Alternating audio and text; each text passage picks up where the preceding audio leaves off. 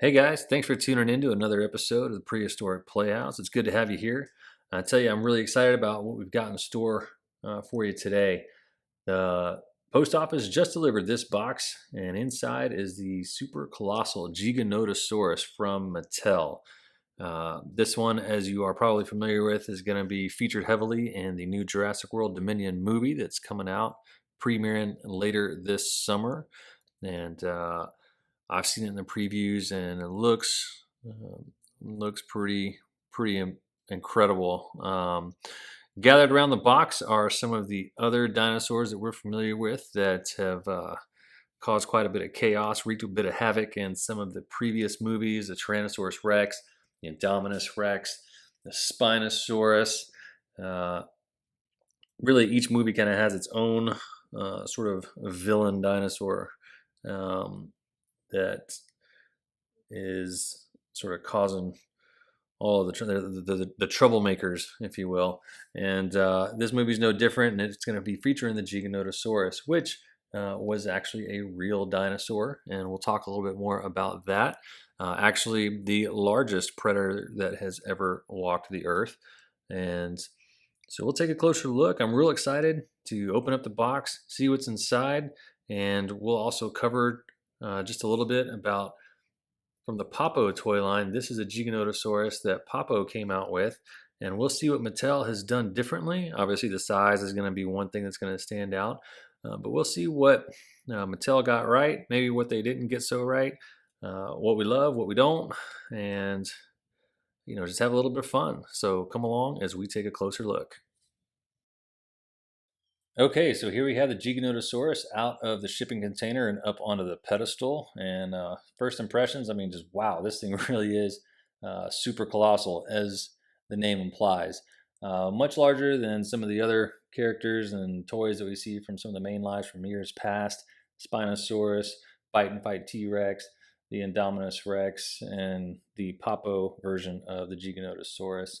So definitely going to be a larger addition to the collection. This is the first super colossal that we've had with us and that we're reviewing and adding to our collection to play with. Um, just looking at the exterior on the front, we've got the Jurassic World Dominion logo in amber, which I think looks really snappy. It looks very recognizable, pops off the shelf when you're at the store looking for which dino you're going to take home with you today.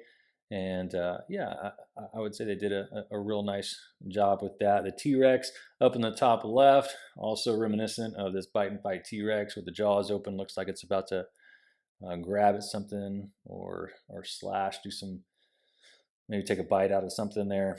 One of the things that I noticed on this packaging that I did not notice on some of the others because it was too small, I just didn't catch my eye, but it did when I got this out of the shipping package, was this signage right here. And as you'll notice, if you look closely, it's an actual T-Rex on one of these highway caution signs. Some of the very similar to some of the wildlife signage you'll see as you're driving down the highway, looking for, look out for bears, look out for the deer that might be crossing.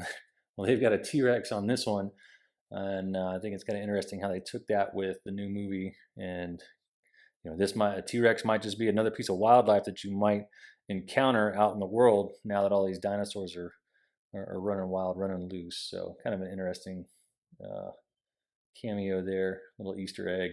And then as far as the Giganotosaurus goes, just this upper right-hand corner is really the only sneak peek that we have at the animal. Gives us a taste of the paint job of the skin that they went with, and I think it looks really sharp.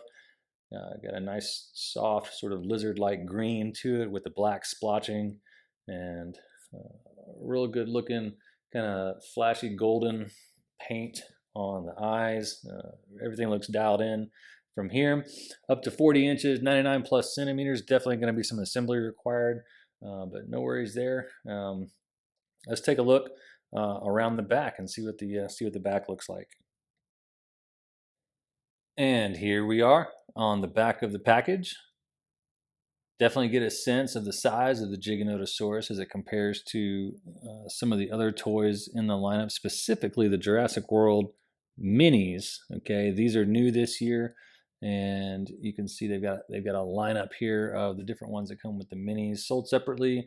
might be a nice little addition to grab a couple of these. I think they're like $3 or $4 for a pack of one or two, depending on which one you happen to get. Uh, they work great, and they're actually advertising them here because the Giganotosaurus has a cavity in its mouth that leads all the way down to its belly, and the box is telling you, hey, take some of these little minis, pop them in its mouth, and give the Giganotosaurus a little snack. So I think that's kind of one of the fun things when you got a carnivore, a toy that's this large that represents a carnivore.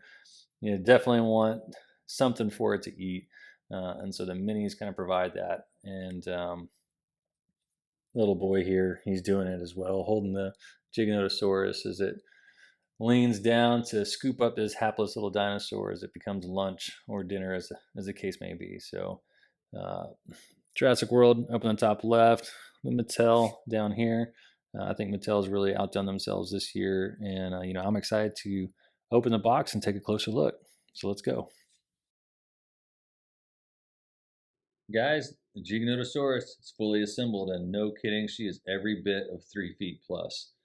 That's almost a full meter in length. So for a toy, this is quite large and definitely super colossal. As a comparison, if you have some of the larger ones like the Brachiosaurus or the Apatosaurus, it is that big, but remember the scale of the animal is different because in many ways this animal makes those look tiny. The size of the head and the mouth on this one is truly unmatched. The Giganotosaurus fossil, remember, was discovered right after the original Jurassic Park movie came out in 1993. Shortly after in 1994, Ruben Carolini discovered the Giganotosaurus in Patagonia, a region of Argentina. So, since that time, we've come to realize that it was among the largest predators ever to walk the planet. Along with the Giganotosaurus, the Spinosaurus is up there, and also the other members of the Carcharodontosaurid family.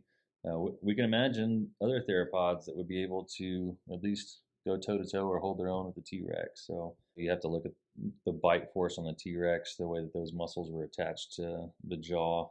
Definitely was probably had a greater bite force than the Giganotosaurus, and likely was more intelligent. You can see along the upper and the lower jaw that each of these teeth makes way for the one just above it or below it, kind of little slots for them to slide into. The alternating tooth pattern is a very key characteristic, and that's consistent with the fossil record. The T Rex, on the other hand, has this very noticeable overbite that gives it that scissors effect as it tears into and crushes the bone. And it actually reminds me of the Indominus Rex. And that also points back to what the family name means again, too. Carcharodontosaurid means shark-toothed lizard. And it's ironic that in the movies that this genome for the Indominus Rex was the T-Rex, yet the Indominus Rex teeth are very similar to the Giganotosaurus and the Carcharodontosaurus. If you kind of suspend reality for a minute and talk a little bit about the Indominus Rex with the teeth and the mouth and the skull, from profile view, you can see a triangular skull in both, and you see this very prominent ridge from the nose all the way back to the base of the skull and the neck. You can see a similar ridge on the face of the Indominus Rex, sort of on the front near the nostril and as it moves back.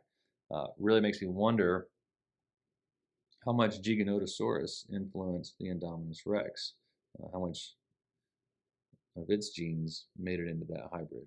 We may never know. Uh, just to remind everyone, these two dinosaurs did not exist at the same time. T Rex was discovered in what's today North America, Giganotosaurus in South America, and really, though, there was 30 million years separating these two. So that scene in the previews never would have happened. We talk about the movies and the dinosaurs, but if you want to see a great example of a Giganotosaurus, Fernbank Museum in Atlanta actually has one. Well, this toy shows that prominence here at the base of the neck, and how's uh, kind of lurches upward to imply that there's maybe this sail, or kind of like the Spinosaurus has, or even similar to the Concavinator. or like the irritator a little. Yeah, when we saw it at the museum, it did have kind of a vertebra in the vicinity of the shoulder that became thicker and taller. The artist for this toy might not be wrong to suggest that maybe this prominence along its back was at the back of the spine. When we're dealing with something from so long ago, it is a guess essentially. So I do think that where they placed the sail makes the dinosaur look really cool, and he looks a little more intimidating. So it has this really large mouth cavity here, and what's really fun about playing with these super colossal toys that you don't really get with the others, with the smaller mainline, is this one actually can swallow the smaller figures like the minis, uh, and that were even pictured on the back of the box. The mini figure goes into its mouth, down the throat, through to its belly, and comes out this trap door at the belly. But here are the two Schleich versions, and this larger one, Andrew, is your favorite. Yeah, no, these are super fun. I definitely love the pose that Schleich came up with the pointed foot and the muscular tail as it swoops down. It's just really fun. This for me is a win for a replica toy because it demonstrates how a theropod needs a tail in order to balance. They're on 2 feet and they have so much of the weight distributed toward the front and so much weight and anatomy even in the head itself.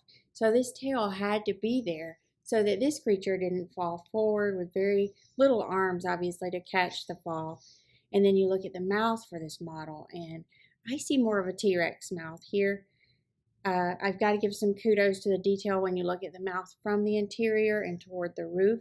What do you think? Yeah, I think Schleich definitely takes the time and makes it a point to have the details all around the dinosaur. What they lack in range of motion and articulation, they definitely make up for with the detail on the posing and stuff. It's a little difficult to see with the lighting that we have. It's such an incredible level of detail, and there's like put into it, but they sort of highlight the spikes again at the back. It's a little difficult to see if there is that ridge on the back as in the Mattel version, but again, it's just a guess. My personal favorite. Look at the stance here. This stance is the reason. It's like owning the fact that this is one of the kings of the dinosaur Yeah, world. one of the giants of the Mesozoic, huh? Yes, the pattern's very subtle here, but it's there. The ridge behind the shoulder, too, that stands out, but it's not as exaggerated. Yeah, obviously, it's not uncommon to see that prominent ridge at the back. I think you start to see some of this thinner face and narrower skull in some of these models as we go through them. And when you see Mattel's Colossal version, you see how wide it is. Just that uh,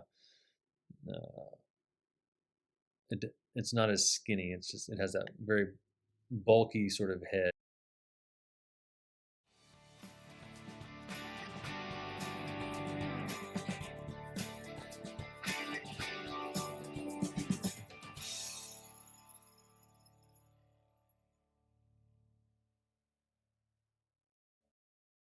So this one is from PNSO, and this is beautiful too. It comes with a stand, and they like to place the foot in a position that makes the stand work flawlessly with the animal. So PNSO is really good about that. There's a fossil that the foot is actually meant to rest on. You can look closer at the face, and you can see the intricate details and the paint job really standing out.